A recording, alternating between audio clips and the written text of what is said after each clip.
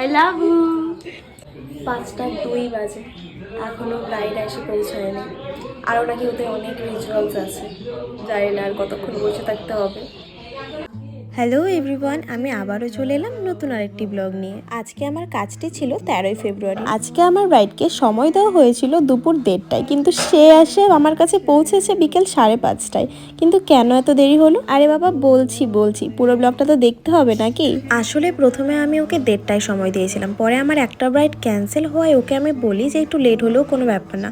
কিন্তু আমি 4টা নাগাদ এখানে এসে পৌঁছে দেখি যে এখনো ওদের রিচুয়ালস কমপ্লিট হয়নি। আমাকে ওখানে দেখে বেচারি একদম ঘাবড়ে গেছে যে এতটা লেট করে ফেললাম, দিদি আবার কিছু মনে করবে না তো। অ্যাকচুয়ালি আজকের আমার ব্রাইড হলো আমারই স্টুডেন্ট। ওখানে গিয়ে জানতে পারি ওদের নাকি আরো রিচুয়ালস বাকি আছে, তাই আমি এখানে বসে আর কি করব, তাই শাড়িটাই র্যাপ করছিলাম। আর দেখো এখানে বসে থাকতে থাকতে অলরেডি 4:40 বাজে। তারপরে ওরা একটা মিষ্টি দিয়ে গেল আমাকে, সেটা খেতে খেতেই ভাবছিলাম যে কখন আসবে ও।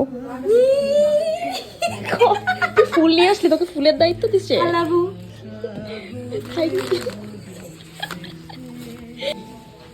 I love you. Thank you.